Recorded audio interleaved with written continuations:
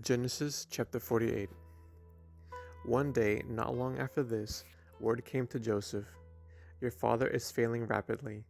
So Joseph went to visit his father, and he took with him his two sons, Manasseh and Ephraim. When Joseph arrived, Jacob was told, "Your son Joseph has come to see you."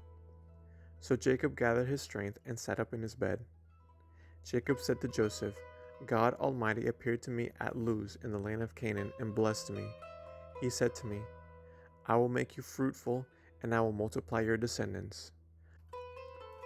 I will make you a multitude of nations, and I will give this land of Canaan to your descendants after you as an everlasting possession.' Now I am claiming as my own sons these two boys of yours, Ephraim and Manasseh, who were born here in the land of Egypt before I arrived. They will be my sons, just as Reuben and Simeon are.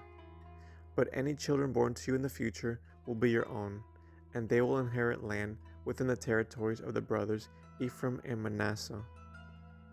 Long ago, as I was returning from Padan Aram, Rachel died in the land of Canaan. We were still on the way, some distance from Ephrath, that is, Bethlehem. So with great sorrow I buried her there beside the road to Ephrath." Then Jacob looked over at the two boys. "Are these your sons?" he asked. "Yes," Joseph told him. "These are the sons God has given me here in Egypt." And Jacob said, "Bring them closer to me, so I can bless them." Jacob was half blind because of his age and could hardly see. So Joseph brought the boys close to him, and Jacob kissed and embraced them. Then Jacob said to Joseph, "I never thought I would see your face again, but now God has let me see your children too." Joseph moved the boys, who were at their grandfather's knees, and he bowed with his face to the ground. Then he positioned the boys in front of Jacob. With his right hand, he directed Ephraim toward Jacob's left hand, and with his left hand, he put Manasseh at Jacob's right hand. But Jacob crossed his arms as he reached out to lay his hands on the boys' heads. He put his right hand on the head of Ephraim, though he was the younger boy, and his left hand on the hand of Manasseh, though he was the firstborn. Then he blessed Joseph and said, "May the God before whom your grandfather Abraham and my father Isaac walked, the God who has been my shepherd all my life to this very day, the angel who has redeemed me from all harm, may he bless these boys.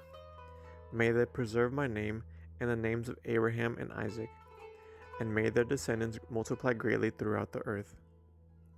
But Joseph was upset when he saw that his father placed his right hand on Ephraim's head. So Joseph lifted it to move it from Ephraim's head to Manasseh's head. "No, my father," he said, "this one is the firstborn. Put your right hand on his head." But his father refused. "I know, my son, I know," he replied. "Manasseh will also become a great people, but his younger brother will become even greater, and his descendants will become a multitude of nations." So Jacob blessed the boys that day with his blessing. "The people of Israel will use your names when they give a blessing. They will say, 'May God make you as prosperous as Ephraim and Manasseh.'" In this way, Jacob put Ephraim ahead of Manasseh. Then Jacob said to Joseph, "Look, I am about to die, but God will be with you and will take you back to Canaan, the land of your ancestors. And beyond what I have given your brothers, I am giving you an extra portion of the land that I took from the Amorites with my sword and bow." End of Genesis chapter 48.